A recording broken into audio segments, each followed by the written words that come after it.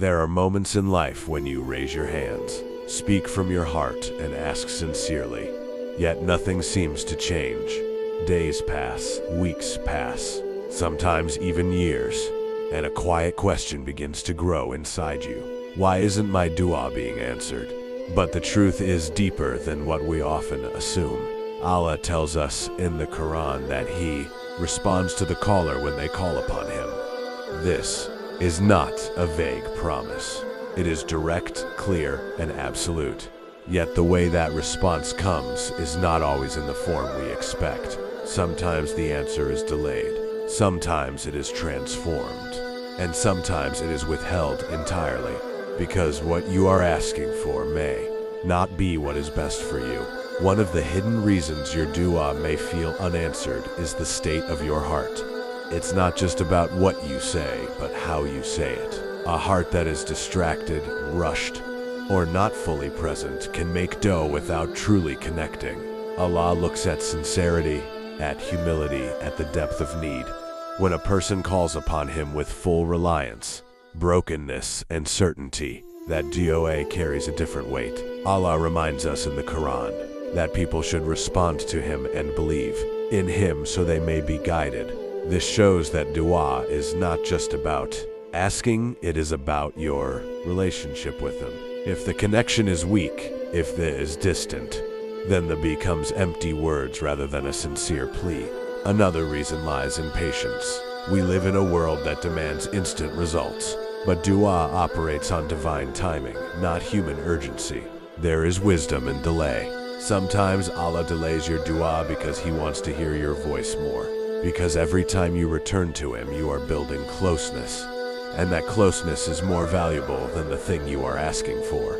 The Prophet taught that a servant's dua is answered, as long as they are not impatient, saying, I made dua, but it was not answered. This impatience can quietly destroy your. The voice you selected does not support this language. Please click the upper right corner to switch to another voice. Because the moment you lose hope, you weaken your trust in Allah's promise. There is also the reality of sin. Not in a way that Allah refuses you completely, but in a way that sins can block the purity of your connection. When a person lives in constant disobedience, neglects obligations, and then turns to Allah only in times of need, there is a disconnect. Allah is most merciful, but He also calls for sincerity in worship and effort in obedience. The Quran speaks about calling upon Allah with humility and privately, not being among the transgressors. This teaches that how you approach dua matters. Arrogance, heedlessness, or treating dua as a last resort rather than a constant connection can affect its acceptance. Sometimes what you're asking for is simply not good for you, and this is one of the hardest truths to accept. You may see something as perfect, necessary, or urgent, but Allah sees beyond time, beyond outcomes, beyond your limited perspective. What you think is may actually lead to harm, and what you see as a rejection might be protection. Allah tells us that you may love something while it is bad for you, and hate something while it is good for you. This flips the entire perspective. Your dua being unanswered might actually be one of the greatest blessings in disguise. There is also a deeper form of acceptance that many people overlook. Sometimes Allah answers your dua by giving you something better, not necessarily what you asked for, but what your soul truly needs. Growth, strength, patience, clarity. These are answers too, just not the ones you expected.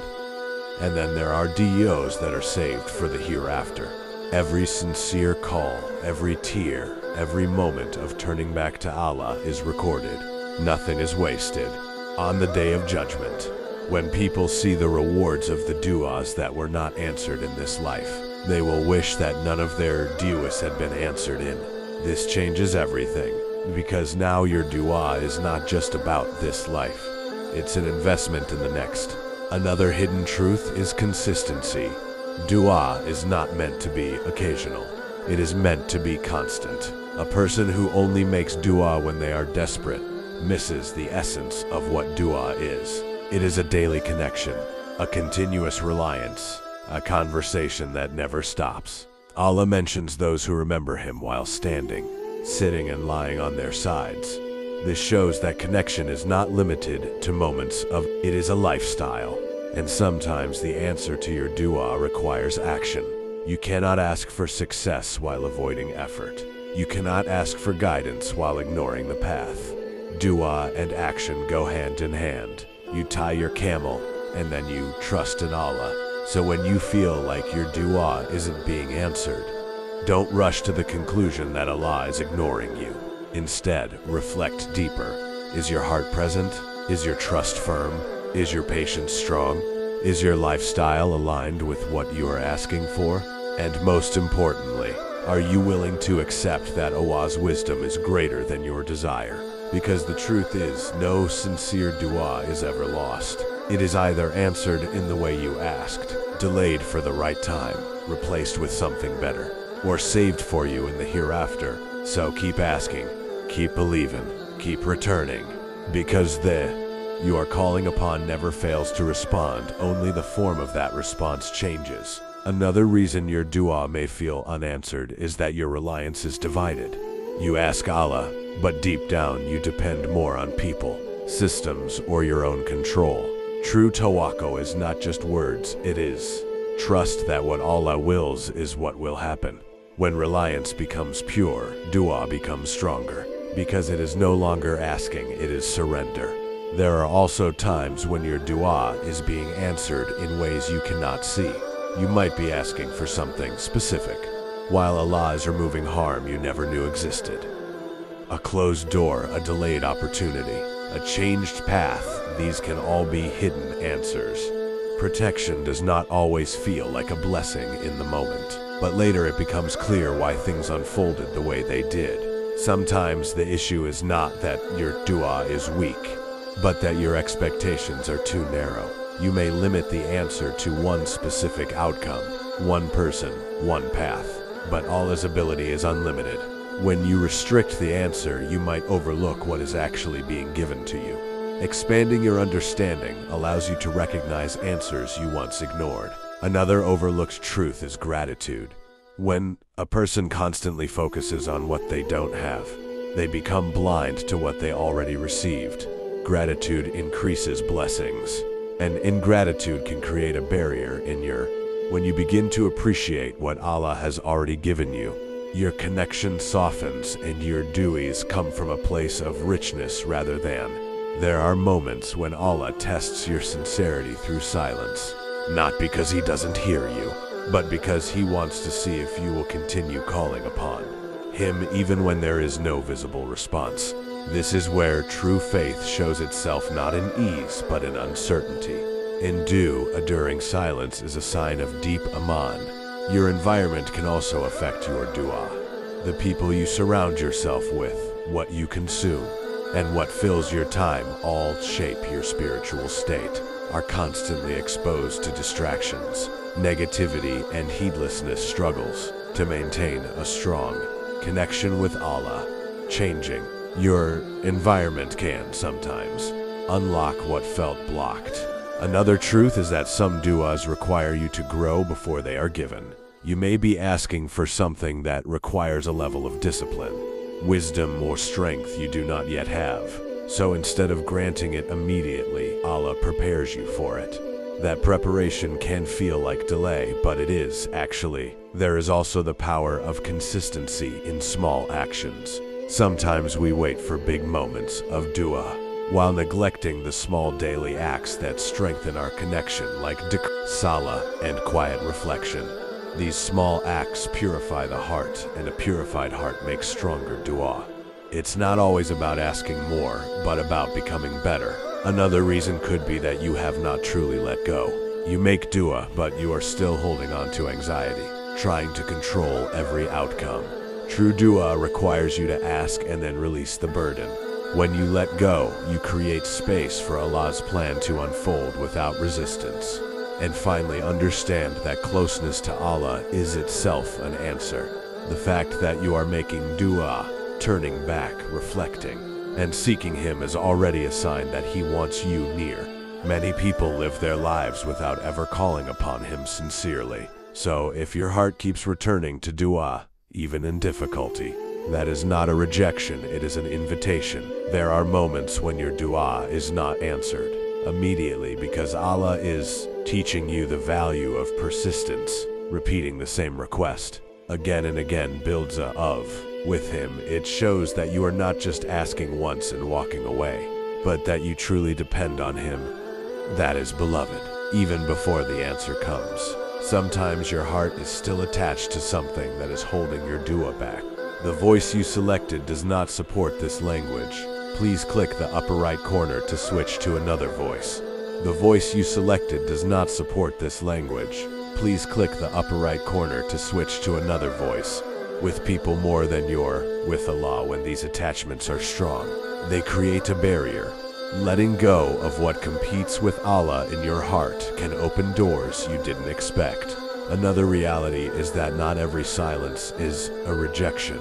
Silence can be a form of nurturing, just like a seed grows under the soil before it appears on the surface. Your Duaa can be growing in ways you cannot see. If you judge too early, you might miss the moment it finally emerges. There are times when Allah answers your Duaa by changing you instead of changing your situation. You ask for your circumstances to improve, but instead, you become stronger, calmer, and more patient. Suddenly, what once overwhelmed you no longer has the same power. This internal shift is an answer many people fail to recognize. Your may also be delayed because Allah loves the moment you turn to Him more than the outcome itself. The quiet, the sincerity in your voice, the vulnerability you feel, these moments are precious. If your Duaa were answered immediately, those moments might disappear. Another hidden truth is that ease and difficulty are both tests. If your Duaa brings ease, it tests your gratitude. If it is delayed, it tests your patience. Both paths lead to Allah, but through different doors. Understanding this helps you stay balanced regardless of the outcome. There are times when your Duaa is connected to timing you cannot control. What you want may be written for you, but at a later stage in your life. If it came earlier, it might not fit who you are yet. Allah's timing is not randomate as precise, even when it feels distant. You might also be overlooking the blessings that are answers in themselves. Every day you are protected, guided, and provided for in ways you don't even notice. When you become aware of these, your perspective on unanswered duas begins to shift. You realize that Allah has been responding all along. Another reason could be that your focus is too fixed on one door, while Allah has opened many others. When one path closes, it is easy to keep knocking on it, ignoring the new paths in front of you. Trusting Allah sometimes means being willing to walk away from what you wanted and toward what He is giving you. At the end of it all, you begin to realize that Duaa was never just about changing your situation. It was about changing you. Every time you raised your hands, you were being shaped, refined, and drawn closer to Allah. Even when nothing around you seemed to move, something within you always was. You start to understand that Allah hears every word, even the ones you struggle to say, the you whisper, the ones you repeat, and even the ones you only feel in your heart. They're all known to Him. Nothing is ignored, nothing is forgotten, and nothing is lost. There comes a point where you stop measuring your Duaa by immediate results. Instead, you measure it by your closeness to Allah. You begin to feel peace, even without answers. You feel calm, even without certainty. And that itself is a response that many people spend their lives searching for. You realize that delays were never empty. They were full of wisdom. They taught you patience when you were restless, trust when you were doubtful, and reliance when you felt alone. Without those delays, you might never have reached this level of understanding. You also begin to see that every carried mercy within it. The things you didn't receive protected you from paths you couldn't see. The doors that stayed closed saved you from outcomes you would not have been able to handle. And slowly you stop questioning why not and start trusting why this. Your perspective shifts from frustration to gratitude, instead of focusing on what hasn't come yet. You begin to appreciate what already surrounds you. The blessings you once overlooked now feel significant, and your heart becomes lighter because of it. You learn to make Duaa not just in hardship, but in ease. Not just in desperation, but in gratitude. Duaa becomes a constant connection, not a last resort. It becomes part of who you are, not just something you do when you feel lost.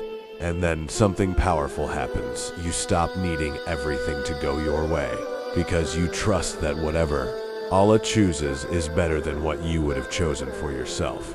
That trust removes a weight you didn't even realize you were carrying.